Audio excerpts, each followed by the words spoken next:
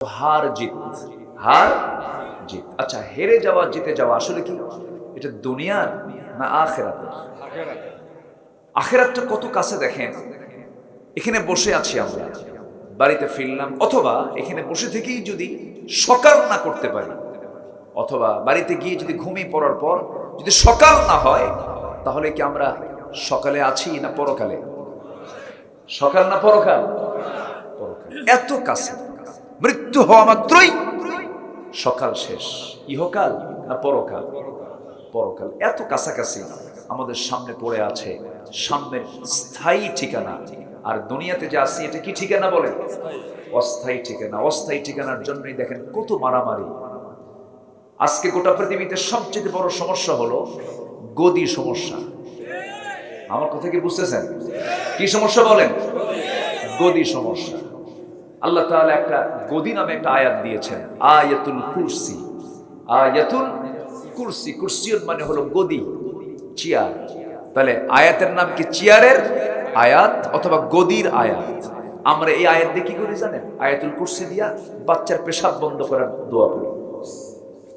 এই আয়াত দিয়া জিন ভূত তাড়াই। এই আয়াত দিয়া জিনের আসর থেকে বাঁচা যায় কেমনে? এই আয়াতগুলো আমরা তেলাওয়াত করি। অথচ এই আয়াতের মধ্যে রয়েছে সবচেয়ে বড় সমস্যা, গদি সমস্যার সমাধান। আসতে বলবেন না, জোরে বলুন ঠিক কিনা? গদি তো পৃথিবীর কারো নয়।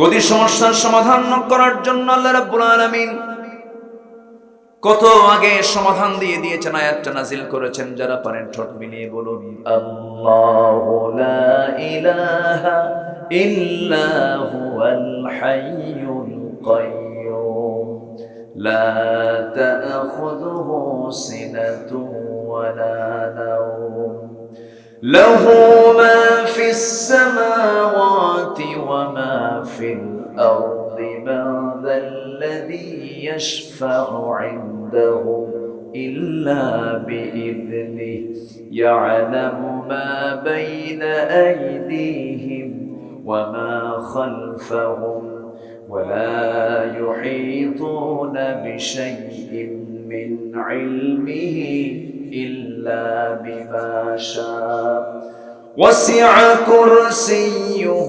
السماوات والأرض ولا يؤوده حفظهما وهو العلي العظيم জোরে বলুন আল্লাহু আকবার।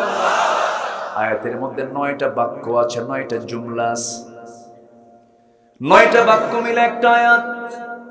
আল্লাহ তাআলা তার পরিপূর্ণ মোটামুটি পরিচয়টা একটা আয়াতের মধ্যেই তুলে ধরেছেন। গোটা কোরআনের যতগুলো আয়াত আছে এর মধ্যে শ্রেষ্ঠ আয়াত হলো আয়াতুল কুরসি। শ্রেষ্ঠ আয়াত এটা, শ্রেষ্ঠ আয়াত এটা। এই আয়াত পড়ে যদি কোনো বান্দা দুনিয়া থেকে বিদায় নিয়ে নেয়, এপারে দুনিয়া ওপারে জান্নাত। সুবহানাল্লাহ, জোরে বলি সুবহানাল্লাহ। আমার নবীজি ফরজ নামাজের পরে এমন কোন ফরজ নামাজ নাই যে ফরজের পরে তিনি আয়াতুল কুরসি পড়েন নাই। আমার নবীজি ফরজ নামাজের পর অনেকগুলো দোয়া পড়তেন, কিন্তু আমার দেশের কিছু কিছু মুসল্লি ম্যাক্সিমাম জায়গায় দেখা যায় সালাম ফেরি সুন্নতের জন্য উঠে দাঁড়ায়, সালাম পড়ি সুন্নতের জন্য উঠে দাঁড়ানো সুন্নতের খেলাফ। আমার নবী যেমনটা করেন নাই। আমার নবীজি ফরজ পড়ি আল আযকারু বা'দাস সালাহ, কিছু জিকির আজগার করতেন। এর মধ্যে একটা জিকির হলো আল্লাহু আকবার। কি বলেন? আল্লাহু আকবার। এরপর বলতেন আস্তাগফিরুল্লাহ, আস্তাগফিরুল্লাহ, আস্তাগফিরুল্লাহ। এরপরে বলতেন যারা পারেন আল্লাহুম্মা আনতাস সালাম ওয়া মিনকাস সালাম তাবারাকতা ইয়া যাল জালালি ওয়াল ইকরাম। এরপরে বলতেন আল্লাহুম্মা আইন্নি আলা যিকরিক ওয়া শুকরিক ওয়া হুসনি ইবাদাতিক। এরপরে বলতেন আল্লাহুম্মা লা মানিআ লিমা আ'তাইতা ওয়া লা মু'তিয়া লিমা মানা'তা ওয়ালা ইয়ানফা'ু যাল জাদ্দি ওয়া মিনকাল জাদ। এরপর আয়াতুল কুরসি পড়তেন, বলতেন লা ইলাহা ইল্লাল্লাহু মুখলিসিনা লাহুদ-দ্বীন ওয়ালাউ কারিহাল কাফিরুন। আল্লাহুম্মা ইন্নী আসআলুকাল হুদা ওয়াত তুকা ওয়াল আফাফা ওয়াল গিনা। এই সমস্ত দোয়াগুলো পড়তেন। সূরা ফালাক পড়তেন, সূরা নাস পড়তেন, সূরা ইখলাস পড়তেন। ওয়ালিল্লাহিল আসমাউল হুসনা, আল্লাহর অনেকগুলো নাম আছে, 100টা 99টা নাম আছে, সবগুলো একটা একটা করে বলতেন। সমস্ত দোয়াগুলো পড়ে এরপরে তিনি সুন্নতে দাঁড়ায় যেতেন। আর আমার দেশে ফরজ নামাজ পড়ে এমন পারাবারে শুরু হয় বাড়িতে মনে হয় বউ বসছে, আছে না নাই? নামাজ পড়তে এসে তাড়াহুড়ো করা যাবে? আসতে তাড়াহুড়ো করা যাবে? মাহফিলে বসতে নিয়ে তাড়াহুড়ো করা যাবে? দিনের কোনো কাজে কোনো তাড়াহুড়ো করা যাবে? শর্টফট করা যাবে? বাজারে আপনি শর্টফট করেন, বাজারে আপনি দ্রুত ঢুকবেন, দ্রুত বের হয়ে আসবেন। বাজার আল্লাহর কাছে সবচেয়ে নিকৃষ্ট জায়গা হলো বাজার, আর উৎকৃষ্ট জায়গা হলো মসজিদ, আর উৎকৃষ্ট জায়গা হলো কোরআনের আলোচনা যেখানে হয়। সময়টা আমরা মসজিদ মাহফিলে বেশি না দিয়া সময়টা বেশি দিয়ে আমরা কোথায়? বাজারে। যে বাজারে তাড়াতাড়ি গিয়ে তাড়াতাড়ি আসতে হয়, আর সেই বাজারে গিয়ে চার আড্ডায় বসে যায় ঘন্টার পরে ঘন্টা, কোনো ক্লান্তি নাই। সময় কখন বেশি দেই? যখন বিশ্বকাপ খেলা হয়, রাত ৩টার দিকে তাহাজ্জুদের নিয়তে খেলা দেখে, আছে না নাই? আছে। জুমার খুতবা একটু খতিব যদি লম্বা সময় নেয়, শুধুমাত্র একটা 25 মিনিট পার হলে কিছু সচেতন মুসল্লিকে, হুজুর সময়ের কি দাম নাই? এরকম বেকুব মার্কা মুসল্লি আছে না নাই? সম্মানিত ভাইয়েরা, আমি খুবই খুশি, আমি খুবই আনন্দিত। এই হাজার হাজার মানুষের জনতার ঢল পিন পতন নীরব হয়ে শুনশান নীরবতার মধ্য দিয়ে আপনারা কথাগুলো শুনছেন। এই মাহফিল আল্লাহ তাআলা কবুল করুন, জোরে বলি আমিন। আমরা কি হারতে চাই না জিততে চাই? হারতে চাই না জিততে চাই? সূরাতুত তাগাবুনের সেই আয়াতের দিকে আমরা আস্তে আস্তে চলে যাচ্ছি। তাহলে আমার আল্লাহর পরিচয় জানা দরকার সবার পরে না সবার আগে? তাহলে কোন আয়াত পড়লাম? বলেন কি পড়ছে বলেন তো? এখানে আল্লাহর পরিচয় আছে না নাই? আল্লাহর আরশ আজিম কোথায়? ডানে, বামে, পিছনে, নিচে না উপরে? কোথায় বলেন? কয় আসমান উপরে? 7 আসমান। সাবআ সামাওয়াত, 7 আকাশের মালিক কে? আল্লাহ। জোরে বলেন তিনি কে? আল্লাহ। এই আকাশ তো খুব একটা বড় না, হ্যাঁ বলেন এই আকাশ কি বড়? এরপরে যে আরেকটা আকাশ আছে ওটাও কি বড়? বলেন বলেন এর চেয়ে কত বড়? এর চেয়েও বহু গুণে বড়, বহু গুণে বড়।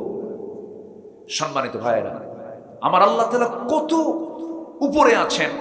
আর রহমানু আলাল আরশি ইস্তাওয়া।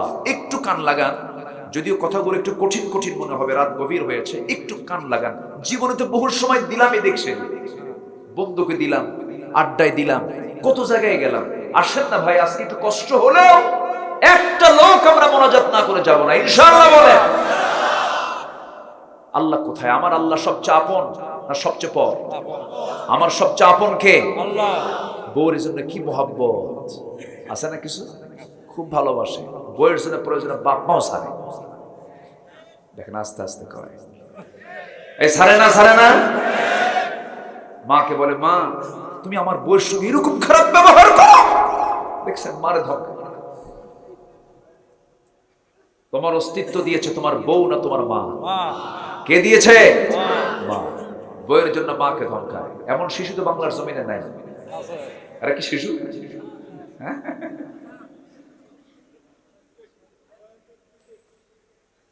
আমার ভাইয়েরা, এই পৃথিবীতে সবচেয়ে আমার আপন হলেন আমার আল্লাহ তাআলা। আমার আল্লাহর চাইতে আপন কেউ নাই। সে আল্লাহ তাআলার বাড়ি কোথায়? সে আল্লাহ আছেন কোথায়? তিনি কি করেন? তার পরিচয়টা জানার দরকার আছে না নাই? গোটা কোরআনকে আপনি 3 ভাগ করবেন, এর মধ্যে একটা ভাগ শুধু আল্লাহর পরিচয়, তাওহীদ 10 পারা, রিসালাত 10 পারা, আখিরাত 10 পারা, 30 পারা কোরআন। জোরে কোন সুবহানাল্লাহ। আমার আল্লাহ তাআলা এত দূর তিনি আছেন। কত দূর তিনি আছেন? আমরা যেখানে বসে আছি এটা হলো পৃথিবী। 228 দেশের মধ্যে বদ্বীপ, সবুজ বর্ণের বাংলাদেশ, পাশে আছে ভারত, ভুটান, নেপাল, এরকম করে গোটা দুনিয়া জুড়ে 228 দেশ মিলে একটাই পৃথিবী। এই পৃথিবীকে আলোকিত করার জন্য সূর্য দিয়েছেন কয়টা? এই সূর্য বড় না পৃথিবী বড়? সূর্য শুধুই বড় নয়, অনুমান করে বিজ্ঞানীরা বলেছেন 13 লক্ষ গুণ বড়। অনুমান আন্দাজে কইছে 13 লক্ষ গুণ বড়। এই সূর্য থেকে আবার বেটেল জুইস একটা তারকা আছে, যেই তারকা সূর্য থেকে একটা তারকা 33 কোটি গুণ বড়।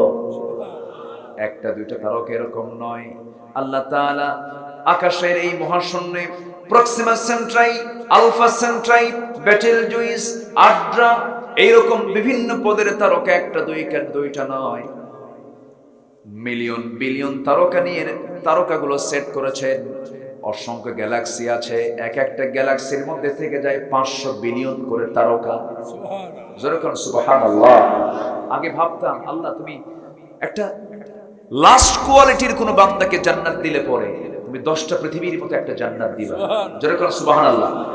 মনে মনে ভাবতাম যখন ছোট ছিলাম, তখন ভাবতাম যে আল্লাহ এত জায়গা রাখছে কোথায়, কিন্তু পরে দেখি না জায়গা আছে।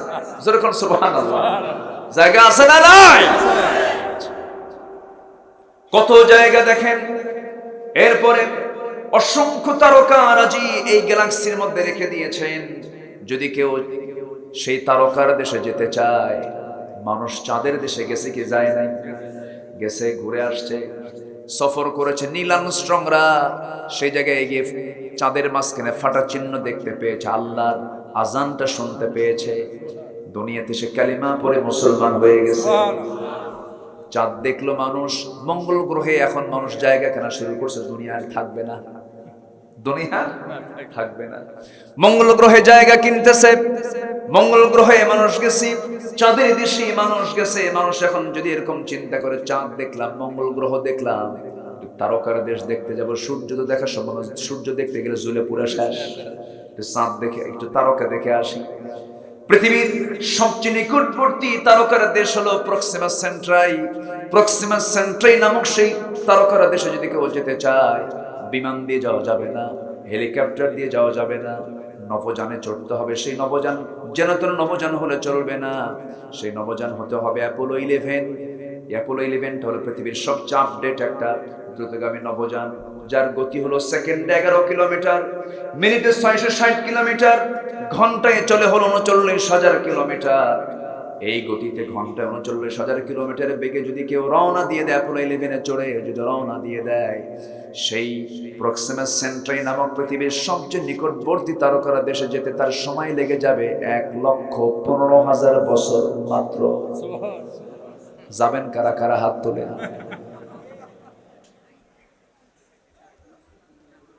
1,15,000 বছর বাঁচবেন কয়দিন? আর সেই মানুষ সামান্য মানুষ এই দুনিয়াতে থেকে কয় আল্লাহ কই? আল্লাহর আইন মানি না, রাসূল কিনে বাজে কথা বলে, কোরআন কিনে বাজে কথা বলে। আমার দেশে এত আইন পাশ হলো, ব্লাসফেমি আইন পাশ হলো না। রাসূল কিনে বাজে উক্তি করেছে যারা, আমরা তাদের জিহ্বা টেনে ছেড়ব। মুসলমান রাজি আছেন কারা কারা? হাত উঁচু করে দেখা।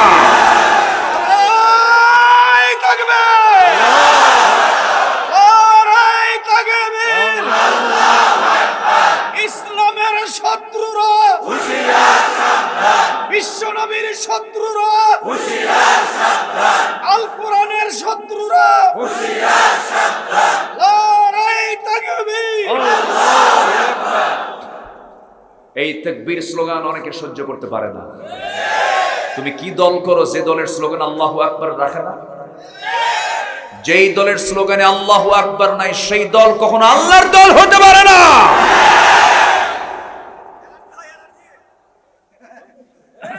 কথা বলবো?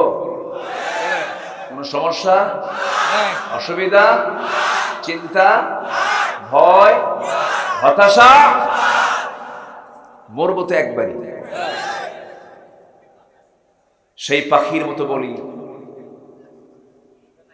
ভেজা বিড়ালের মতো 500 বছর বাঁচার চাইতে সিংহের মতো গর্জন দিয়ে এক মুহূর্ত বেঁচে থাকাই উত্তম। বাঁচবো কিন্তু কাপুরুষ হয়ে নয়। বুক দেব, পিঠ দেব না, পিছপা হব না। কদম মজবুত করে দেওয়ার দায়িত্ব কার?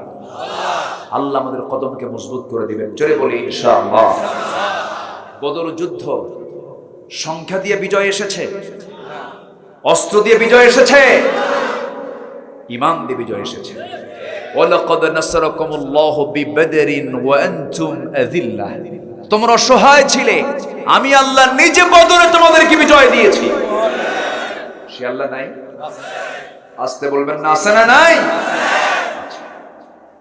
সামান্য দুনিয়া কয়েকদিনের একটু ক্ষমতা পায়া ধরাকে সরাজ্ঞান করো, কিচ্ছু না। তুমি ফেরাউনের চাইতে বড় কিছু হও নাই, তুমি নমরুদের চাইতে বড় কিছু হও নাই। নমরুদ কি করে নাই? নমরুদ জাতির পিতা ইব্রাহিম আলাইহিস সালাতু ওয়াস সালামকে হত্যা করার জন্য নরকুণ্ডলী সাজিয়ে সেই আগুনের ভিতরে ইব্রাহিমকে নিক্ষেপ করেছিল। কম চেষ্টা সে করে নাই, কিন্তু ইব্রাহিম আলাইহিস সালাতু ওয়াস সালাম তিনি প্রস্তুত ছিলেন, আল্লাহর সাহায্য পাওয়ার অপেক্ষায় ছিলেন। আমার আল্লাহ আমাকে বাঁচাবেন, কেউ আমাকে বাঁচাবে না, এই বিশ্বাস ছিল তার। কত আনা বলেন, কত আনা। আর আমরা চিন্তা করি আল্লাহ কি করবো, কত কি কথা বলছেন ভাই, দূরে দূরে।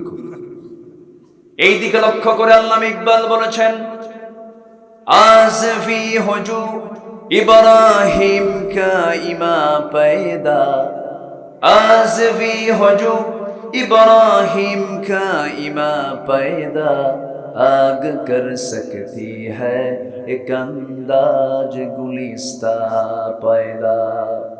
কোথাও যদি আজকে উদয় হয় ইব্রাহিমের মতো ঈমান করতে পারে অগ্নিকুণ্ডে খুবসুরত এক গুলিস্তান। জোরে বলুন আল্লাহু আকবার। ঈমান টানবো আমরা, দুর্বল ঈমান না মজবুত ঈমান? দুর্বল ঈমান না মজবুত ঈমান? মজবুত ঈমান আমাকে আপনাকে আনতে হবে। যে মজবুত ঈমান এনেছিলেন সাহাবায়ে কেরাম, যে মজবুত ঈমান এনেছিলেন আম্বিয়ে কেরাম, সেই মজবুত ঈমান দিয়ে তারা বাতিলকে মোকাবেলা করেছেন, অন্যায়কে মোকাবেলা করেছেন। সাহায্যের জন্য কে ছিলেন? আমরা সাহায্য চাইবো কার কাছে? আহারে, ফিলিস্তিনের একজন তরুণী ডাক্তার, নতুন বিয়ে হয়েছে তার, নতুন তরুণী ডাক্তার বিয়ে হয়েছে সম্প্রতি, বাসর ঘর ছেড়ে দিয়া, নতুন স্বামীর আকর্ষণকে ছেড়ে দিয়া শেষ রাতে বোরকা পরে সে সেই ফিলিস্তিনের মরু এলাকায় গিয়া পাথর খুঁড়তেছে, পাথর খুঁটে খুঁটে সব জড়ো করছে। বলো হলো সাবা করিম, ও মহিলা, তুমি তো একজন বড় ডাক্তার, বিয়ে হয়েছে, তোমার বাসর ঘর ছেড়ে তুমি, বিছানা ছেড়ে তুমি রাস্তায় কেন? সাবা করিম বলছে, দুনিয়াতে ঘুমাবো না, দুনিয়াতে আল্লাহর দিন কায়েমের আন্দোলন করতে গিয়ে শহীদ হয়ে জান্নাতে গিয়ে আরামে ঘুমাতে চায়। যেরকম সুবহানাল্লাহ। তারা চিন্তা করে কি আর আমরা চিন্তা করি? আমার বন্ধুগণ, এই দুনিয়াতে এসেছি আমরা ক্ষণিক মেহমান হয়ে এসেছি। যে কোনো মুহূর্তে আমি আপনি দুনিয়া থেকে বিদায় নিয়ে নেব। কেউ বাঁচার জন্য আসে নাই, সব মরে যাব। আল্লাহর কাছে যেহেতু ফিরে যেতেই হবে, আমরা আমলনামাগুলো নেব বাম হাতে না ডান হাতে। হাঁটতে চাই না জিততে চাই, হাঁটতে চাই না জিততে চাই। আমরা জিতবো যদি, জেতার জন্য আমাদের কি করতে হবে? আল্লাহ রাব্বুল আলামিন সূরা তাগাবুনে ৮ নম্বর আয়াতে বলছেন, ফাআমিনু বিল্লাহি ওয়া রাসূলিহি ওয়ান নূরিল্লাযী আনজালনা ওয়াল্লাহু বিমা তা'মালুনা খাবীর। জোরে বলুন আল্লাহু আকবার, আরো জোরে বলুন আল্লাহু আকবার। আমার বন্ধুগণ, হতাশ হওয়া যাবে না কখনো। ইমানদারের সাহায্যকারীকে, সাহায্যকারীকে বলেন। একজন কবি উৎসাহ দিয়ে আমাকে আপনাকে ডাক দিয়ে বলছেন, কশ্তিয়ে হাক্কা জমানে মে সাহারা তু হ্যায়, আসরে নূরত হ্যায়, দেহন্দলা সা সিতারা তু হ্যায়। সত্য তরির মাঝে তুমি, চিরর্মি মুখর সমুদ্রের, নতুন যুগের জুলমাত রাতে ধ্রুব তারা তুমি, বিশ্বের ইমানি নূর নিয়ে সামনে এগিয়ে চলো। সমস্ত বাতিল তোমার কাছে পরাজিত হতে বাধ্য হবে। ইমানকে আলোকিত করো, ইমানকে উজ্জীবিত করো, ইমানকে সামনের দিকে নিয়ে চলো। ইমানকে দুর্বল করে দিও না। দুনিয়ার কোন মোহ, দুনিয়ার কোন লোভ যেন তোমাকে আক্রান্ত না করতে পারে। আমার বন্ধুগণ, আমার নবীর সামনে একজন সাহাবী দাঁড়িয়ে আছেন। সাহাবীটা বিয়ে করে নাই। রাসূল বললেন, জুলাইবি, তোমার কি বিয়ে করার দরকার না? জুলাইবি বলছেন, হুজুর বিয়ে করব কেমনে? আমার সঙ্গে বিয়েটা দেবে কে? আমার সঙ্গে কোনো মেয়ের বাবা বিয়ে দেবে না, কারণ আমার কিচ্ছু নাই, ঘর নাই, বাড়ি নাই, টাকা নাই, পয়সা নাই, ধন নাই, দৌলত নাই। রাসূল তাকে 3 দিন এই কথা বলার পর তিনি 3 বার এই কথার জবাব দিয়ে দিলেন। রাসূল বলছেন, সাহাবী চিন্তা করো না, তোমার বিয়ের দায়িত্ব আমি রাসূল নিজে নিলাম। জোরে বলেন সুবহানাল্লাহ। আমার নবীজি সবার সঙ্গে ইজি ছিলেন। আমার নবীজি সালাম দিতেন না নিতেন? বলেন, দিতেন না নিতেন? দিতেন। রাসূল দেওয়ার পক্ষে ছিলেন, নেওয়ার পক্ষে কম ছিলেন। সাহাবীরা পর্যন্ত রাসূলকে আগে সালাম দিতে পারতো না। একজন সাহাবী রাসূলকে আগে সালাম দিবেন, জিদ হয়ে গেল। মোটা বৃক্ষের আড়ালে দাঁড়ায় গেলেন। মোটা বৃক্ষের আড়াল থেকে আস্তে করে বের হয়ে রাসূলকে লক্ষ্য করে আচমকা হঠাৎ করে দেখি সালাম দিচ্ছেন, আসসালামু আলাইকা ইয়া রাসূলুল্লাহ। আমার নবীজি মুস্কি হাসি মেরে বলছেন, সাহাবী এমন টেকনিক করে আগে সালাম দিলে কিন্তু সওয়াব পাবা না। সওয়াব যদি পেতে চাও সামনে সামনে আসো। কি বড় বাপের বেটা হয়েছে, সামনে সামনে আসো দেখি। আম্মা জান আয়েশা বলেন, রাসূলকে আমি আগে কখনো সালাম দিতে পারতাম না। কে বলেছে স্বামী স্ত্রী গন্ডগোল থাকবে? কোনোদিন গন্ডগোল থাকবে না। আমি গোটা দুনিয়া ঘুরেছি, যতটুকু ঘুরেছি আমি দেখেছি আমার দেশের মার অত্যন্ত সরল, ভালো। আলহামদুলিল্লাহ বলেন। মাদের ব্যাপারে অনেকে রিপোর্ট দেন, কিন্তু আমি বলবো মারা ভালো, কিন্তু মাদের যারা পরিচালক তারা ভালো না। খালি বিড়ি খায়। কি খায়? বিড়ি খায়। বিড়ি খাইলে মহব্বত হবে কেমনে? আমার বন্ধুগণ, আমার দেশে বিড়ি খাওয়া লোক বেশি না কম? এই জায়গায় যারা বসে আছেন, বিড়ি খাওয়া লোক বেশি না বিড়ি ছাড়া লোক বেশি? বলেন বলেন বলেন। আচ্ছা, এই জায়গায় যারা বসে আছেন, দাড়িওয়ালা লোক বেশি না দাড়ি ছাড়া লোক বেশি? দাড়ি ছাড়াই তো লোক বেশি। আমি আপনাকে কিন্তু হিট করছি, আবার রাগ করতেছেন নাকি আপনি? হিট করলে উপকার আছে না নাই? আছে না নাই? রক্ত ধরে দিতে হবে। ডাক্তারের কাছে কেন যান? জ্বর হয়েছে, হার্টের প্রবলেম হয়েছে, ওষুধ লেখার জন্য ডাক্তারকে আপনি যদি না বলেন, ডাক্তার আপনার জন্য রোগটার ওষুধ কি লিখবে? অসুস্থ হলে যেমন আপনি ডাক্তারের কাছে চলে যান। কিন্তু আমরা যে কথাগুলো বলি, এটা কোনো দেহের ট্রিটমেন্ট নয়, এটা হলো রুহের ট্রিটমেন্ট। রুহের ট্রিটমেন্ট দরকার আছে না নাই? আসতে বলবেন না, আছে না নাই? রুহের ট্রিটমেন্ট হলে সব ট্রিটমেন্ট হয়ে যাবে। কিন্তু দুঃখজনক হলেও সত্য, জালে ওলামারা রুহের ট্রিটমেন্ট করে তারাই আজকে হয়ে গেছে বড় দাগি দাগি আসামি। ঠিক কি না? টাকা পাচার করে যারা, তাদের কোনো দোষ নাই। 21 লক্ষ কোটি টাকা দেশ থেকে পাচার হয়ে গেছে। সম্মানিত বন্ধুগণ, হারামের কোনো আরাম নাই। যারা অন্যায় করে জনগণের টাকা লুটপাট করবে, তাদের পেটে এগুলো হজম হবে না, হবে না, হবে না। ঠিক কি না? হবে না। ফেরাউন হজম করতে পারে নাই, সাদ্দাত হজম করতে পারে না। সাদ্দাত কি বানাইছিল? কয় যে নবী কি কয়, সে কোন দিন মরবো, কোন দিন জান্নাত, দুনিয়াতে জান্নাত পাবো। কত বড় বদমাইশ! সেই স্বর্গ বানাতে নিয়ে ছোট্ট শিশুর গলা চেনটাও টান মেরে নিয়েছে। জুলুম করে করে সব কিছু নিয়ে সে একটা কল্পিত স্বর্গ বানালো। যখন সে সেই স্বর্গের মধ্যে, তার বানানো স্বর্গের মধ্যে যখন পা দিবে, ঘোড়া থেকে পা নামাইছে, এক পা ঘোড়ার মানে পিঠে আসছে, আরেকটা পা নামাবে, এমন সময় আল্লাহ বলছেন, মালাকুল মউত জান কবজ কর। মালাকুল মউত কয়, আল্লাহ আমারও তো দয়া হচ্ছে, একটু নামুক দেখুন। কি কথা বোঝেন নাই? একটু নামুক দেখো। আল্লাহ বলছেন, না, আমি ওকে দেখতেও দেব। কেন? আমি ওকে দয়া করেছিলাম। কোন সময়? এই সাদ্দাত যখন মার পেট থেকে জন্ম নেয়, প্রচন্ড খণ্ডের উপরে এই শিশু সাদ্দাতের জন্ম হয়। মা মারা যায়, ওই শিশুকে কাঠখণ্ডের উপরে রেখে আল্লাহ তাআলা বড় করেছে। কথা বোঝেন নাই?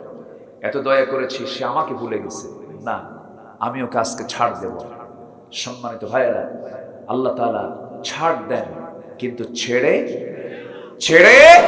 দেন না। সীমা লঙ্ঘন করলেই ধরা খেয়ে যাবে। যেমন করে ধরা খেয়েছে ফেরাউন, যেমন করে ধরা খেয়েছে নমরুদ। সে আল্লাহ এখনো আছেন না নাই? আসতে বলবেন না, আছেন না নাই? এখনো আছেন। আল্লাহ সবকিছু দেখছেন, অবজার্ভ করছেন। আমার নবী যে মিশে মিশে কথা বলতেন, আমার নবীর স্ত্রী কেউ আমার নবীর বিরুদ্ধে ক্লেম দেয় নাই।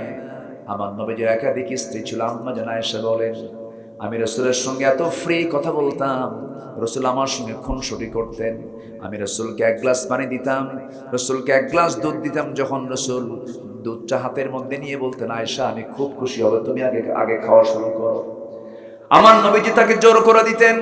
আম্মা জান আয়েশা দুধ যখন খাওয়া শুরু করতেন, আমার নবীজি মাথা একটু নিচু করে দেখতেন আমার আয়েশা তার ঠোঁটটা কোন দিকে লাগায়া আসে। দুধটা পান করে যেদিকে তিনি ঠোঁট লাগাতেন, মার্কিং করতেন। যখন খাওয়া শেষ হতো, বাকি দুধটা আমার নবীজি ঠোঁট লাগাতেন, আয়েশা যে দিক দিয়ে আমার নবী সেই দিক দিয়ে ঠোঁট লাগায় বাকি দুধ পান করতেন। জোরে বলে সুবহানাল্লাহ। সেই মহাব্বত আজকে ঘরে ঘরে না, বটতলা বটতলা। সেই মহব্বত গেছে আজকে কোথায়? বটতলা, গাছতলা, তালতলা, সিপা সুপা, ঠিক কিনা? সেই মহব্বত আজকে আর ঘরের ভিতরে নাই। সেই মহব্বত বিদায় নিয়েছে বহু আগে। কারণ বয়ফ্রেন্ড গার্লফ্রেন্ড, জিএফ বিএফ শর্টে। এক যুবক আর এক যুবকরে বলে, তোমার কি গার্লফ্রেন্ড আছে নাকি? না, তুই তো মানুষই না। মানে যার গার্লফ্রেন্ড নাই সে নাকি মানুষই না। চিন্তা করে কি নোংরামি আজকে শুরু হয়েছে।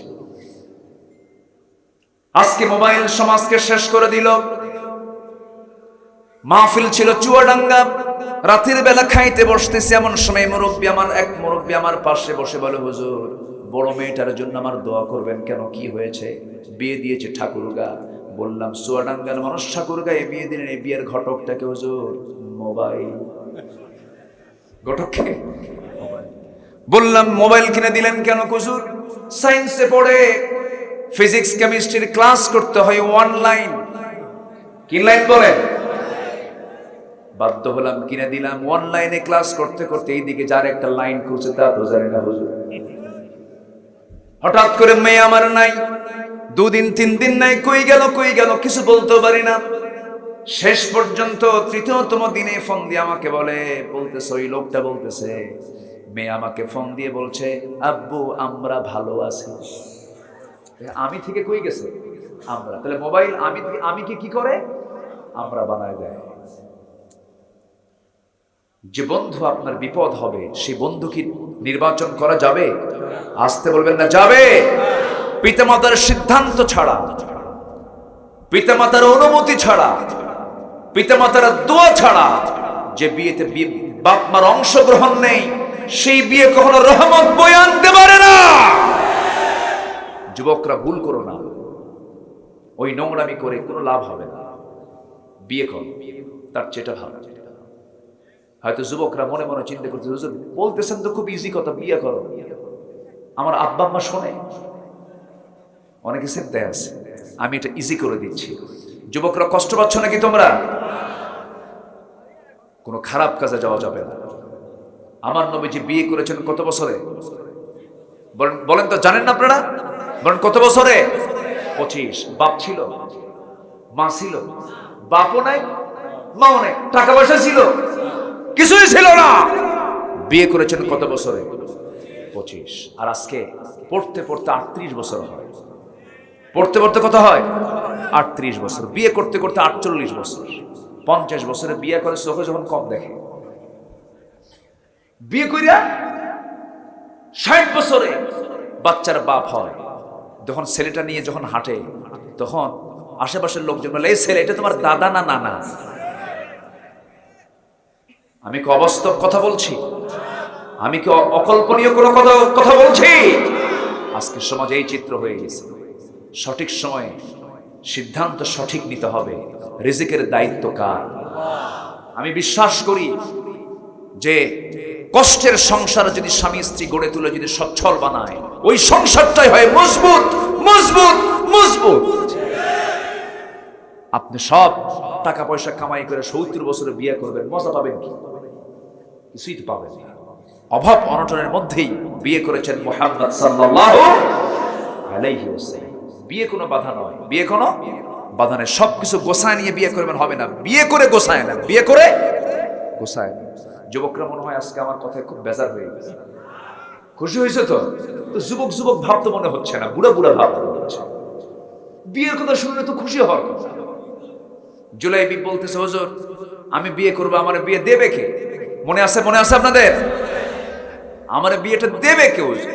রাসূল বললেন, বিয়ে দেবে মানে আমি পাঠায় দিচ্ছি, যাও অমুকের বাড়িতে মেয়ে আছে, খুব ধনী মানুষ, বিয়ে হবে, যাও। পাঠায় দিছে।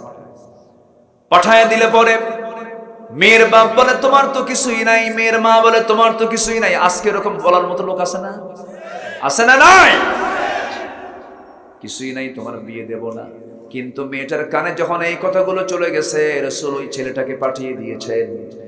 এবার মেয়ে বলছে, বাবা বুঝতে ভুল করতেছো, আমার কল্যাণ চাও যদি তোমরা, এরকম চিন্তা করো না। এমন একজন মানুষ এই ছেলেকে নির্বাচিত করে আমার সামনে পাঠায় দিয়েছে, আমি এই ছেলে ছাড়া জীবনে আর কাউকে স্বামী হিসেবে গ্রহণ করব না। যেরকম সুবহানাল্লাহ। বিয়ে হয়ে গেল। বিয়ে হওয়ার পর বাসর রাত হবে, এমন সময় যুদ্ধের ডাক এসেছে। যুদ্ধের দামামা শুরু হয়ে গেছে। বলা হলো, জুলাইবিব তুমি কি করবা? জুলাইবিব স্ত্রীর সঙ্গে সাক্ষাৎ করে বলছেন, স্ত্রী আমার বিয়েতে হলো, কিন্তু যুদ্ধের ডাক এসেছে, আমি চলে যাচ্ছি যুদ্ধের ময়দানে, তুমি আমার জন্য দোয়া করো, আমি যেন শহীদ হয়ে যাই। দেখা হবে কিন্তু আমাদের জান্নাতের সিঁড়িতে।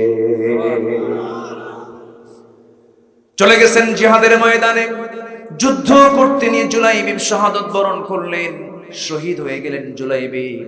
আমার নবীর কাছে সংবাদ চলে এলো। আমার নবী আস্তে করে জুলাইবিবকে দেখার জন্য গেলেন, গিয়ে দেখেন জুলাইবিব মাঝখানে পড়ে আছে, চতুর্দিকে 7টা কাফেরের লাশ। 7টা কাফের সব ছিন্ন বিচ্ছিন্ন হয়ে পড়ে আছে মাঝখানে। জুলাইবিব শাহাদাত বরণ করেছেন। আমার নবীজি জুলাইবিবকে আস্তে করে সেখান থেকে তুলে ধরে আমার নবীজি তার বরকতে রান, পায়ের রানের উপরে তার মাথাটা রাখলেন। রেখে মাথার চুলগুলো গুছায় দিলেন। আমার নবীজি সুন্দর করে তাকে আদর করলেন, তার জন্য দোয়া করে দিলেন এবং বললেন, তোমরা কি জানো জুলাইবিব শুধু শহীদ হয় নাই, 7 জন কাফেরকে জাহান্নামে পাঠায় সে তার নিজের জান্নাতের বন্দোবস্ত করে নিয়েছে। আমার বন্ধুগণ, আরেকজন সাহাবী নবীর সামনে বসা। রাসূল বলছেন, সাহাবী তোমার মন খারাপ কেন? হুজুর বিয়ে করব কিন্তু বিয়ে হয় না কেন, কি হয়েছে? আমি কালো মানুষ। রাসূল বলছেন, কে বলেছে তোমার বিয়ে হবে না? আমি তোমার বিয়ে দেওয়ার দায়িত্ব নিচ্ছি, যাও ওই বাড়িতে যাও। চলে গেছে। যাওয়ার আগ দিয়ে বলতেছে, হুজুর কেমন করে বলি, আপনি একটা চিঠি লিখে দেন। সুন্দর করে চিঠি প্রস্তুত করে দিলেন। চিঠিখানা নিয়ে মেয়ের বাবার কাছে গিয়ে এই কালো সাহাবী বলছেন, এই মেয়ের বাপ এদিকে আয়, এই যে চিঠি পড়, তাড়াতাড়ি ব্যবস্থা কর। যেরকম সুবহানাল্লাহ, তাড়াতাড়ি ব্যবস্থা কর। সাহাবী চিঠিখানা পড়লেন, আশ্চর্য হলেন, হুজুর আমার মেয়ের জন্য চিন্তা করেন। মেয়ের বাপ রাজি, কিন্তু চিন্তা করতেছেন ছেলে তো কালো, কিন্তু আমার মেয়েটা তো আকাশের চাঁদের মতো সুন্দরী মেয়ে, আমার মেয়ের পছন্দ হবে কিনা জানি না। এবার বলছে, শোনো আমার তো পছন্দ, রাসূল পছন্দ করেছেন, আমার কোনো কথা নেই, কিন্তু মেয়েটার ব্যাপারে আমি একটু চিন্তায় আছি, দেখি তোমার মেয়ের আছে কিনা। মেয়ে সব কথা শুনে নিয়ে বলতেছে, বাবা রাসূল যাকে পছন্দ করেছেন সেটাই আমার পছন্দ। যেরকম সুবহানাল্লাহ। বিয়ে হয়ে যাবে। চলে গেলেন নবীর কাছে। সেই সাহাবীর নাম হলো সাআদ আল আসওয়াদ আস-সুলাইমি রাদিয়াল্লাহু তাআলা আনহু। তিনি নবীর সামনে গিয়ে দাঁড়িয়ে বলছেন, ইয়া রাসূলুল্লাহ আজকে তো কাজ ওকে হয়ে গেছে, বিয়েটা ওকে হয়ে গেছে, বিয়ে হয়ে যাবে। রাসূল বলছেন, বিয়ে তো করবা, টাকা পয়সা আছে নাকি? কেন কি হয়েছে? মোহরানার টাকা তো দিতে হবে। তিনি বলছেন, হুজুর আমার কাছে কোনো টাকা নাই। বিয়ে করবা কেমনে হুজুর? সব দায়িত্ব যখন আপনি নিলেন, টাকাটা আপনিই দেন, আমি বিয়ে করি। যেরকম সুবহানাল্লাহ। আমার নবী কত ফ্রি ছিলেন, কত সুন্দর মুক্ত মনে কথা বলেছেন। শিশু নবীর সামনে বসে বসে ঘন্টার পরে ঘন্টা গল্প করত।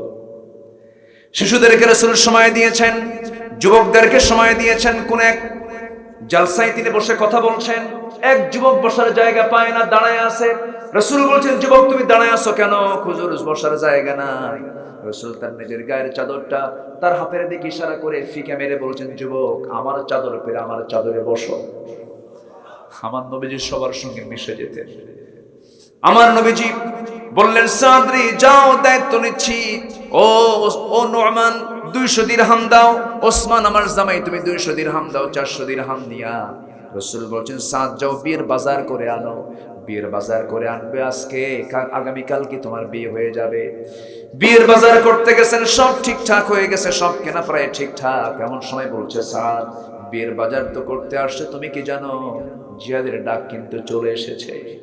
এই জিহাদের ডাক এসেছে, এই কথা শোনা মাত্র এই সমস্ত বাজার বন্ধ করে দিয়া সাদ করলেন কি, ঘোড়া কিনলেন টাকা দিয়া, ঘোড়া কিনলেন, তরবারি কিনলেন। টাকা শেষ হয়ে গেল, যুদ্ধে ঝাঁপিয়ে পড়লেন, শাহাদত বরণ করলেন। নবীর কাছে সংবাদ আসলো, হুজুর সাদ তো দুনিয়া থেকে বিদায় নিয়েছে। রাসূল বলছেন, কোন সাদ? যে সাদের বিয়ের কথা গতকালকে ছিল। আমার নবী নিজে দৌড় মেরে তাকে দেখতে গেলেন, গিয়ে দেখেন ছিন্ন বিচ্ছিন্ন লাশ পড়ে আছে। নবীজি সুন্দর করে গোছায় নিলেন। সাদের চেহারার দিকে তাকায় কাঁদেন একবার, হাসেন একবার। এমন সময় সাহাবা একরাম বলছেন, হুজুর আপনি এমনটা আচরণ করছেন কেন? একই অবস্থায় হাসেন, একই অবস্থায় কাঁদেন, এর কারণটা কি? রাসূল বলছেন, সাহাবীরা, আমি আমার সাদের চেহারার দিকে তাকায় হাসতেছি, কাঁদতেছি, এর কারণ হলো আমি সাদকে দেখতে পাচ্ছি। সাদের জন্য জান্নাতের হুররা তাকে টানাটানি করে বেহেশতের দিকে নিয়ে চলে যেতেছে। এই জন্য হলো আমি সাদের সকল আয়োজন সম্পন্ন করলাম বিয়া, কিন্তু দুনিয়ার জিন্দেগিতে আমার সাদ একজন নারীকে বিয়ে করতে পারলো না। এই অপূর্ণতা নিয়ে সে দুনিয়া থেকে বিদায়, এই জন্য আমি কাঁদতেছি। আমার বন্ধুগণ, আমার ভাইরা, সকল কিছুর আগে কার ভালোবাসা? আসতে বলবেন না, কার ভালোবাসা? এই দুনিয়াটা কিছু মোহ আছে, এই দুনিয়ার কিছু আকর্ষণ আছে। আল্লাহ রাব্বুল আলামিন এক আয়াতে বলছেন, যুইনা লিন-নাসি হুব্বুশ শাহাওয়াতি মিনান নিসাই ওয়াল বানিনা ওয়াল কানাতিরিল মুকান্তারাতি মিনাদ-যাহাবি ওয়াল ফিদ্দা ওয়াল খাইলিল মুসাওওয়ামাতি ওয়াল আন'আমি ওয়াল হারফ যালিকা মাতাউল হায়াতিদ দুনিয়া ওয়াল্লাহু ইনদাহু হুসনুল মাআব। জোরে বলুন আল্লাহু আকবার। মানুষের জন্য ৬টা জিনিসকে আকর্ষণীয় করা হয়েছে।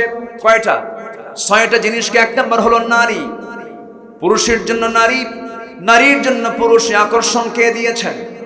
আসতে বলবেন না, কে দিয়েছেন? এই আকর্ষণ না থাকলে কি পৃথিবীতে মানব সন্তান আসবে নাকি? আকর্ষণ থাকতে হবে। পুরুষের জন্য স্ত্রী পাগল হবে, স্ত্রীর জন্য স্বামী পাগল হয়ে যাবে। আল্লাহ তাআলা এই পাগল হতে জায়েজ বলেছেন। স্বামীর জন্য বউ পাগল, বউয়ের জন্য স্বামী পাগল হবে, কোনো সমস্যা নাই। কিন্তু অন্যের বউ না নিজের বউ? দেখছেন অন্যের বউ হয়েছে, অন্যের বউ, অন্যের বউয়ের জন্য পাগল হওয়া যাবে না। আজকে বিয়ে বেশি না পরকীয়া বেশি? বলেন বলেন বলেন। পরকীয়ার পরিমাণটা বেড়ে গেছে কেন? এই পরকীয়াগুলো বাড়ার পিছনে পিছনে কিছু কারণ আছে। এর মধ্যে অন্যতম কারণ হলো কলকাতার কিছু সিরিয়াল। আসতে বলবেন না, জোরে বলুন ঠিক কিনা?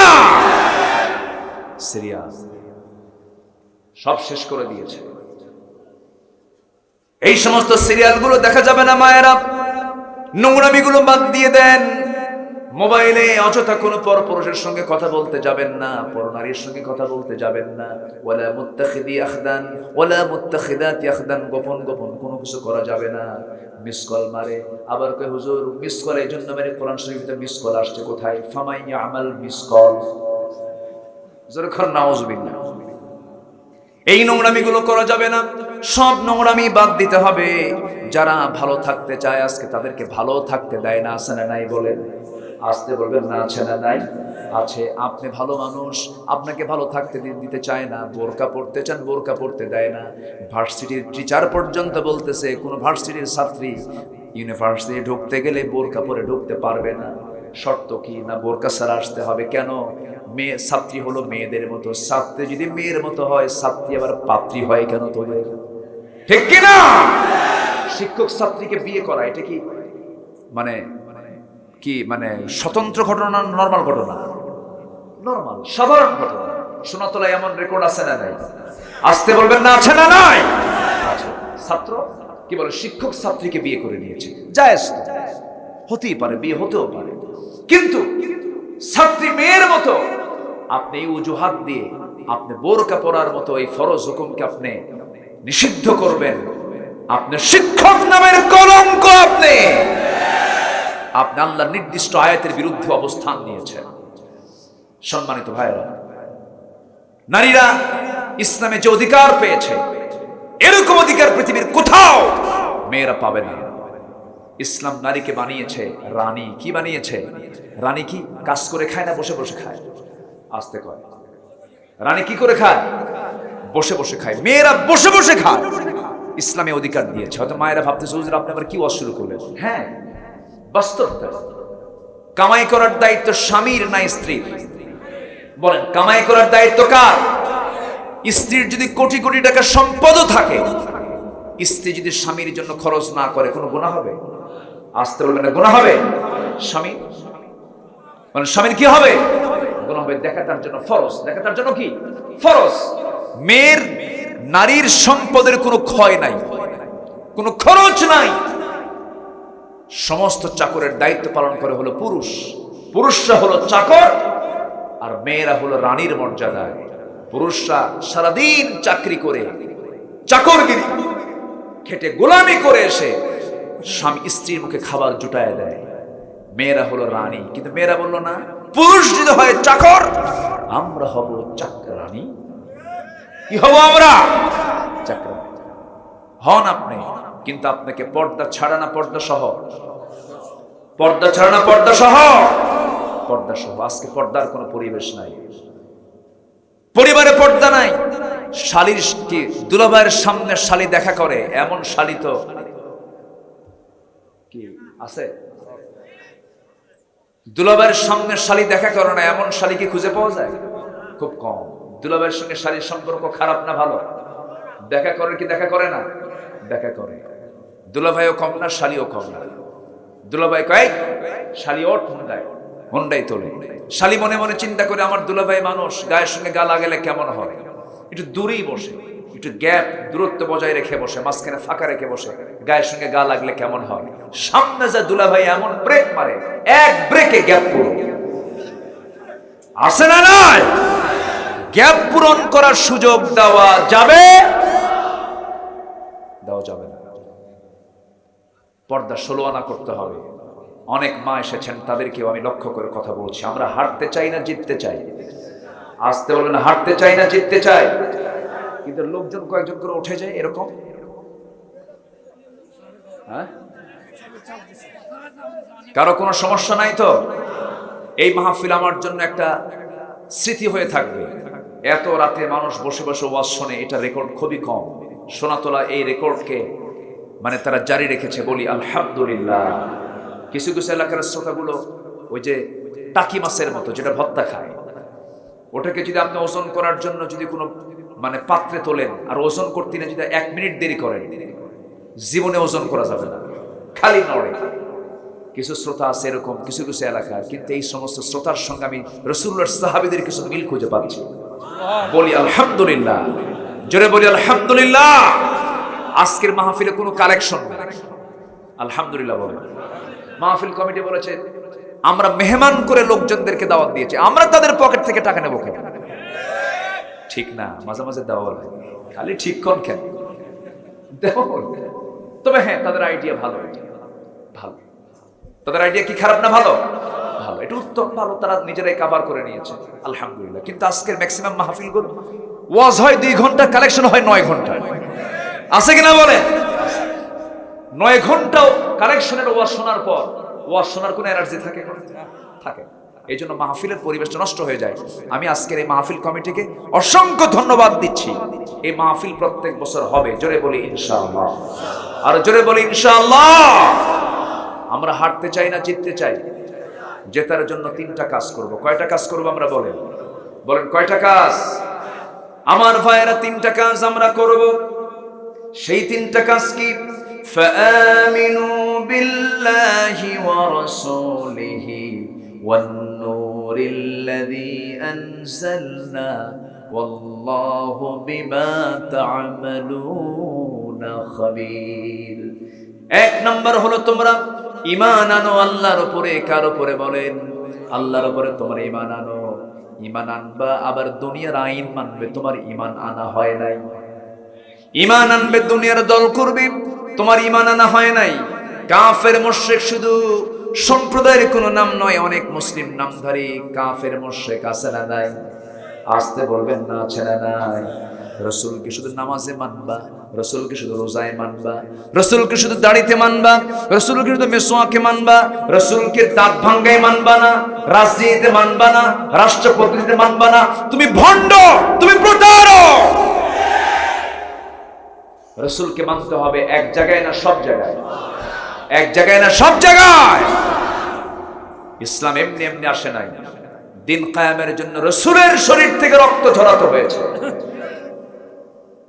বিশ্বনবীর দেহ থেকে রক্ত ঝরাতে হয়েছে। আমি যদি ভাবি শুধু কয়েকটা ঠাকটুক সিজদা মেরে তাহাজ্জুদ পড়ে জান্নাতে চলে যাব, এত সস্তা নয়। জান্নাত পেতে হলে জান মান আল্লাহর পথে কুরবান করে আল্লাহর কাছ থেকে জান্নাত বুঝে নিতে হবে মুসলমান। সূরা তাওবার 111 নম্বর আয়াত পড়েন, উত্তর খুঁজে পেয়ে যাবেন। আমার আয়াত বলবো কোন সময়, তো শেষ করে দিই নাকি? আলোচনা চালাবো। জোরে বলুন ইনশাআল্লাহ। আরো জোরে বলি ইনশাআল্লাহ। আমার দিকে তাকান। তাহলে যদি জিততে চাই 3টা কাজ করব। 1 নম্বর হলো ফ্রেশ ঈমান। 1 নম্বর কি ঈমান বলেন? কি ঈমান বলেন? তাহলে ফ্রেশ ছাড়া ভেজাল ঈমানও আছে না নাই? মানে নামাজও পড়ে সুদও খায়, এরকম তো লোক শোনা তোলায় নাই। এই সময় কেউ উঠবেন না, যদি ওঠেন ভাববো ওটাই সুদ খায়। আমি কেবল লাইনে আসতেছি কিনা? সুদের কারবারে আমরা যাব না। জোরে বলি ইনশাআল্লাহ। সুদ এসেছে শয়তান থেকে। সুদ আসছে কার থেকে? শয়তান থেকে। আর যাকাত এসেছে কার থেকে? আল্লাহ থেকে। আমরা সুদকে না বলবো, যাকাতকে হ্যাঁ বলবো। যাকাত আছে যেখানে বরকত আছে সেখানে, আর সুদ আছে যেখানে জাহান্নাম সেখানে। সুদের মহড়া চলছে আজ। সুদের ধারে বসে যাওয়া যাবে না, সুদের অঙ্ক কষা যাবে না, সুদের কোনো কারবারে যাওয়া যাবে না। কিন্তু প্রশ্ন হলো, এই সুদ আপনি কখনো ওয়াজ করে বন্ধ করতে পারবেন না। যুগের পর যুগ ওয়াজ হচ্ছে, মাহফিল হচ্ছে। আগের চাইতে আজকের এই দুনিয়ায় আমার বাংলাদেশে মসজিদ কমছে না বাড়ছে? আচ্ছা, মাদ্রাসা কমছে না বাড়ছে? আলেম ওলামা কমছে না বাড়ছে? হাজী সাহেব বাড়ছে না কমছে? আলেম ওলামা কমছে না বাড়ছে? মসজিদ বাড়লো, টুপিওয়ালা বাড়লো, হাজি বাড়লো, আলেম বাড়লো, হাফেজ বাড়লো, মসজিদ বাড়লো, মাদ্রাসা বাড়লো। সুদ মনে হয় কমে গেছে। বলেন কমছে না বাড়ছে? এটাও বাড়ছে। জেনার পরিমাণ কমছে না বাড়ছে? তো জেনাও বাড়লো, সুদও বাড়লো, আকাম কুকামও বাড়লো, সব কিছু বেড়ে গেল, মসজিদ বাড়লো। এখান থেকে প্রমাণ হলো, শুধু মসজিদ বানালেই সমাজ থেকে সুদ বন্ধ হবে না, ওয়াজ মাহফিল করলেই সমাজ থেকে সুদ বন্ধ হবে না। সুদের বিরুদ্ধে আইন পাশ করতে হবে মুসলমান, ঠিক কিনা? এই কথা বললে আমরা দোষী হয়ে যাই। বলে হুজুর ওইদিকে ঘোরেন কেন? দেশ চালাবো আমরা, খাবো মদ আমরা, আপনারা দোয়া করে দিবেন। ওরা মদ খাবে, আমরা দোয়া করে দেব।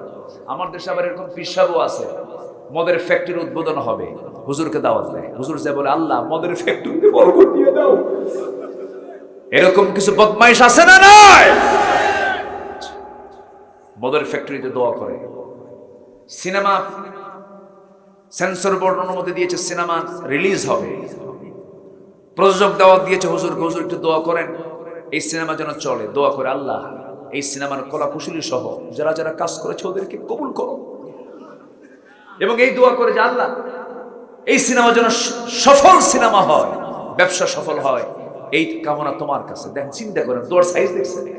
আবার হজেও যায়, আকাম কুকাম করে হজে যায়। হজে গিয়ে আবার লাইভে এসে বলে, প্রিয় দেশবাসী, আমি উমরা এসেছি, আমার জন্য সবাই দোয়া করবেন, আমি যেন উমরা শেষ করে দেশে ফিরে যেন সিনেমার বাকি কাজ সম্পূর্ণ করতে পারি।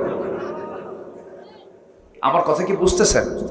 মানে ফাইজলামির তো একটা মাত্রা আছে। মেয়ে নাচে, মেয়ে কি করে? নাচে, বাপ দোয়া চায়। মেয়ে নাচে মঞ্চে, আর বাপ হাতের তালি মারে। থাপড়ায় 32 দাঁত ভাঙ্গা দরকার বেদব বাপদের, ঠিক কিনা? তোমার মেয়েকে তুমি ভাইরাস বানাচ্ছ সমাজের জন্য। নাচ শিখায়, গান শিখায়, আবার বলে, প্রিয় ভাইরা আমার মেয়ের জন্য দোয়া করবেন। মাশাআল্লাহ, খুব নাচে, দেখছেন? মাশাআল্লাহ আছে না? আসতে বলবেন না, আছে না নাই?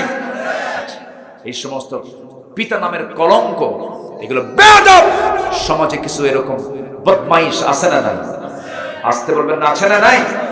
এমন পিতা আমরা হব না। জোরে বলি ইনশাআল্লাহ। আমরা পিতা হব আদর্শ পিতা। কি পিতা বলেন? আদর্শ পিতা হব। অনেক কথা রয়ে গেছে আমার, এক নাম্বার হলো ঈমান আনবো কার উপরে? দেখে না না দেখে। আসতে বলে, দেখে না না দেখে। দেখতে পারবেন নাকি দুনিয়াতে? একজন নবী দেখতে গিয়ে শীত হয়ে পড়ছিলেন, সেই নবীর নাম কি বলেন? এত তাড়াতাড়ি বললেন, বাড়ি কি আশেপাশে নাকি? কি সুন্দর পছন্দের নবী, কি সুন্দর বলে ফেলেন মুসা। আল্লাহ তাআলা কোরআনের সবচেয়ে বেশি কোন নবীর নাম নিয়েছেন বলেন? কোরআন নাজিল হয়েছে আমার নবীর উপরে, তার নামটা মাত্র 4 বার এসেছে, আর মুসার নামটা 12 বার এসেছে। যেরকম সুবহানাল্লাহ।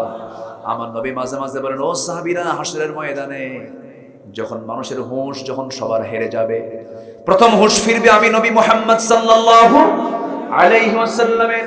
আমার হুঁশ ফিরে যাওয়ার পর, ফিরে আসার পর আমি দেখতে পাবো আমার ভাই মুসা আল্লাহর আরশ ধরে আছে। মানে আমার আগে হলো হুঁশ ফিরছে। এত দামি নবী ছিলেন। কোন নবী আল্লাহর সঙ্গে কথা বলতেন না সরাসরি, আর এই নবী আল্লাহর সঙ্গে সরাসরি কথা বলতেন। কোনো মিডিয়া লাগতো না, কোনো ভায়া লাগতো না, আল্লাহ ডাইরেক্ট। জোরে করে সুবহানাল্লাহ। ফেরেশতা আসলে তো বেকায়দা হয়, মাঝে মাঝে থাপ্পড় খায় বিদায় হয়। আল্লাহ বলতেছে, মুসা তোর কাছে এগুলো পাঠাবো না, আমি ডাইরেক্ট কথা বলি। জোরে করে সুবহানাল্লাহ। ওয়া কাল্লামাল্লাহু মুসা তাকলিমা। আল্লাহর সঙ্গে তিনি মাঝে মাঝে ডাইরেক্ট কথা বলতেন, যখন যা লাগতো বলতেন। একদিন বলে ফেলছেন, আল্লাহ একটা প্রশ্ন করে, কি আল্লাহ তোমার দয়া কম না বেশি? কি বেশি? তোমার যদি দয়া বেশি হয় জাহান্নাম বানাইছো কেন? দেখছেন কি পেঁচ লাগায় দিয়েছে আল্লাহ। আমার কথা কি বুঝতেছেন না? তোমার দয়া যদি বেশি হয় তুমি জাহান্নাম বানানো কেন? তুমি বান্দাকে জাহান্নাম দিতে পারবা, তোমার দয়া বেশি তো। আল্লাহ বলে, মুসা বেশি মাত্র করে করো না। আচ্ছা তোমার উত্তর দিচ্ছি, কে দাও উত্তর। আল্লাহ বলছেন, তুমি এই মুহূর্তে গমের কিছু দানা নিয়ে গম ছিটায়া দাও, গমের আবাদ কর। গম ছিটায়া দিলে গমের আবাদ হলো, গম পাকলো।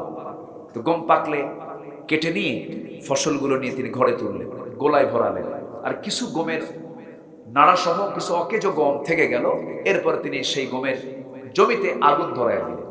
আগুন যখন ধরায় দিলেন, আল্লাহ বলেন, মুসা কি তুমি কি গম পাইছো? হ্যাঁ। কি করছো? সব তো তুলে নিছি, সব গলে উঠাইছি, ঘরে উঠাইছি। তো উঠাইছো ভালো কথা, কিন্তু এই জায়গায় আবার আগুন ধরা দিলে কেন? আল্লাহ এগুলো কাজের গম না তো, অকাজের গম।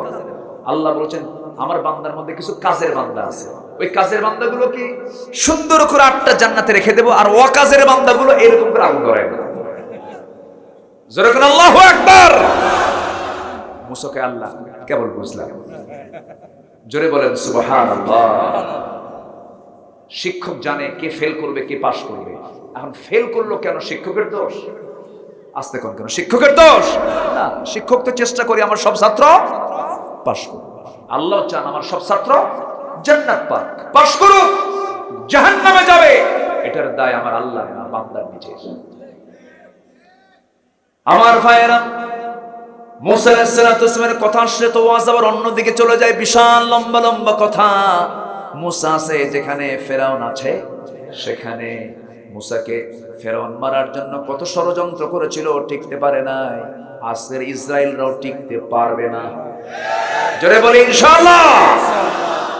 বাইতুল আকসা আমাদের বাইতুল আকসা বেশি না, শুধু 57টি মুসলিম রাষ্ট্রের ভিতরে যদি 10টা মুসলিম রাষ্ট্র যদি এক হয়, নাকানে চুবানি খাবে, নাকানে চুবানি খাবে। আর ঘর, আল্লাহর মসজিদ কার ঘর?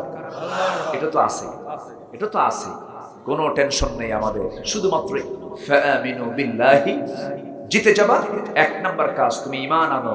ভেজাল না নির্ভেজাল? ভেজাল না নির্ভেজাল? নির্ভেজাল। আল্লাহ বাঁচাবেন না? মুসাকে বাঁচান নাই? মুসার জন্ম হয় নাই, পৃথিবীতে আসেন নাই তিনি। ষড়যন্ত্র শুরু হয়ে গেছে। ফেরাউন বলে, কোন ছেলের সন্তান জীবিত রাখা যাবে না, সব জব কর। 40,000 শিশুকে হত্যা করেছে ফেরাউন। 40,000। এই পৃথিবীতে সর্বপ্রথম ক্ষমতাকে পাকাপোক্ত করার জন্য হত্যার রাজনীতি শুরু করেছে ফেরাউন। আজকের দুনিয়াতেও যারা ক্ষমতায় টিকে থাকার জন্য হত্যা রাজনীতি করছেন, তারা সবগুলো ফেরাউনদের প্রেতাত্মা। ফেরাউনদের প্রেতাত্মা তারা। মুসা আলাইহিস সালাম সব শিশুকে মারার পরেও যাকে টার্গেট করে শিশুগুলোকে মারা হলো, সে হচ্ছে মার পেটে। মা চিন্তা করেন, সন্তান তো জন্ম হবে, সন্তানকে আমি রাখবো কেন? এই ক্যামেরা ছিল না, এই মাইক ছিল না, মিসাইল ছিল না, বন্দুক ছিল না, এরপর ছিল না উন্নত কোনো যানবাহন, ছিল না রকেট, বিমান, হেলিকপ্টার, আধুনিক তথ্য প্রযুক্তির কোনো কিছুই উপস্থিত ছিল না। সেই যুগে কোরআন নাজিল হয়েছে। আজকের ১৫০০ বছর পরে এসেও সেই কোরআনের ভিতরে কোনো ভুল কি কেউ প্রমাণ করতে পেরেছে? আসতে বলবেন না, পেরেছে? ১৫০০ বছর আগে যে সূর্যের আলো দিয়েছে, আজকের সূর্যের আলো মনে হয় পুরাতন মনে হয়, এরকম কিছু মনে হয়?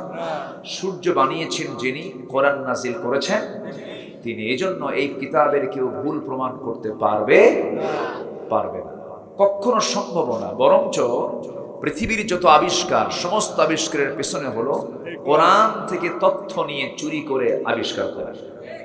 জোরে বলে সুবহানাল্লাহ। আমি যদি শুধু কোরআন এবং বিজ্ঞান এই বিষয়ে কথা বলতে যাই, ঘন্টার পরে ঘন্টা লেগে যাবে, শেষ হবে না। আমি সম্প্রতি আমার একটা সফর ছিল কাতার। পৃথিবীর ২২৮টি দেশের ভিতরে ১ নম্বর ধনীর তালিকায় যে রাষ্ট্র, সেটা হচ্ছে মুসলিম, কমপ্লিট একটি মুসলিম রাষ্ট্র হচ্ছে, যেখানে 100% মুসলমান, কাতার। ছোট্ট একটা দেশ, ধরুন বগুড়ার সিরাজগঞ্জ মিলে যে এরিয়া হবে এর চেয়ে কমই হবে, একটা দেশ হচ্ছে কাতার। সেই কাতারে আমার মাহফিল ছিল, প্রোগ্রাম ছিল। প্রোগ্রাম শেষে আমি বহু বিমান সফর করেছি, কিন্তু হঠাৎ করে আমার সেদিন মনে হলো, আমি বিমানের জানালা দিয়ে নিচের দিকে তাকায় থাকলাম, বিশাল একটা মেঘমালার স্তর, বিশাল। তো ভাবলাম যে এই মেঘমালাটা কেমনে আল্লাহ তাআলা ঝুলায় রেখেছেন, এর কি কোনো ওজন আছে? চিন্তা করলাম। পরে চিন্তা করে দেখি না, বিজ্ঞান বলছে এই মেঘমালার একটা ওজন আছে। কিউমুলাস নামে মেঘমালা, যার ওজন হলো ২০০ টন। সুবহানাল্লাহ বলবেন না? কিউমুলিনাম্বাস নামে কিছু মেঘমালা আছে যার ওজন হচ্ছে ১০ লক্ষ টন। এটা আজকের বিজ্ঞান এটা প্রমাণ করেছে। অথচ ১৫০০ বছর আগে কোরআনে এই বক্তব্য মনে হয় বাদ পড়েছে। আল্লাহ রাব্বুল আলামিন বলেন, হুয়াল্লাযী ইউরীকুমুল বারকা খাওফান ওয়া তাবআন ওয়া ইউনশিস সাহাবাস সিকাল। সূরাতুর রা'দ আয়াত নাম্বার ১২। আল্লাহ রাব্বুল আলামিন বলেন, তিনি তোমাদেরকে বিদ্যুৎ দেখান ভয়ের জন্য এবং আশার জন্য, এবং উত্থিত করেন ভারী ঘন মেঘমালা। অর্থাৎ মেঘের ওজন আছে না নাই? আসতে বলবেন না, আছে না নাই? কিন্তু ঝুলায় রেখেছেন কে? আল্লাহ। যদি ফেলে দিতেন সব শেষ হয়ে যেত। তাহলে বিজ্ঞান যা বলে কোরআনের সঙ্গে কোনো সাংঘর্ষিক আছে না, বরঞ্চ কোরআন যদি বিজ্ঞানের ভুল ধরে ফেলে, বিজ্ঞানের ভুল প্রমাণ হবে, কিন্তু বিজ্ঞান দিয়ে কোরআনের কখনো ভুল প্রমাণ করতে পারবে? বিজ্ঞান তো বহু কিছুই বলে, পরে আবার ভুল প্রমাণ হয়ে যায়। ভুল প্রমাণ হয় না? একবার বললো পৃথিবী না সূর্য ঘোরে, আবার বললো সূর্য না পৃথিবী ঘোরে, এখন দেখি ওদের মাথায় ঘোরে, তাই না? এই ঘোরা শেষ হবে না। মানুষের ব্রেন তো খুব কম। ওমা উতিতুম মিনাল ইলমি ইল্লা কালিলা, সামান্য, খুব অল্প জ্ঞান তোমাকে দেওয়া হয়েছে। সামান্য জ্ঞানের বড়াই দেখছেন? একটু কোরআন হাদিসের জ্ঞান চর্চা করে বলে ও কোনো আলেম হলো, এরকম কিছু হুজুর আছে না? এক আলেম যদি অন্য আলেমকে তুচ্ছ জ্ঞান করে, ভাবতে হবে ওটা হলো টাটকা মূর্খ, ঠিক কিনা? অহংকার বিভিন্ন হয়, জ্ঞানের অহংকার, চেহারার অহংকার, সম্পদের অহংকার, ক্ষমতার অহংকার। এই অহংকার আজকে কম না বেশি? বিশ্বের দেশে দেশে সবাই ক্ষমতা দেখায়। আমেরিকা বলে আমার কিন্তু অ্যাটম বোম আছে, রাশিয়া বলে আমার আরো বেশি আছে, আছে না? নাই? আচ্ছা, ইসরায়েল আবার একটু হুমকি ধামকি দিচ্ছে, লাভ হবে না। ইসরায়েল হুমকি ধামকি দিয়ে লাভ হবে না, কারণ ওদের ভিত্তি মজবুত নয়, ওরা ভাড়াটিয়া, ওরা অবৈধ দখলদার। অবৈধ কোনোদিন বৈধ করা সম্ভব হবে না মুসলমান, কোনোদিন সম্ভব হবে না।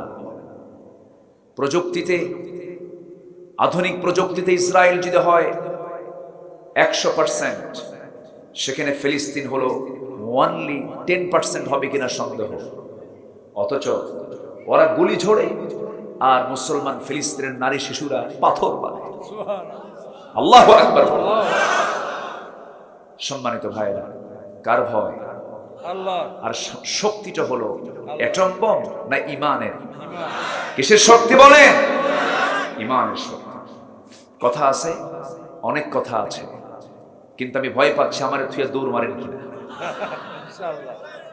আমাকে সবাই সময় দেবেন তো ইনশাআল্লাহ? আমি সোনা তলায় বহুদিন পর, আমি তো সাধারণ কোনো তলায় আসি নাই যেখানে সোনা পাওয়া যায়। দেখি আজকে কি সোনা টোনা পাই দেখি। সম্মানিত ভাইয়েরা, কষ্ট পাচ্ছেন না তো আপনারা? আমি যেখান থেকে তেলাওয়াত করেছি সেই তেলাওয়াতকৃত আয়াতটা হলো সূরাতুত তাগাবুন থেকে আমি তেলাওয়াত করি। সূরাতুত তাগাবুন, তাগাবুন মানে হলো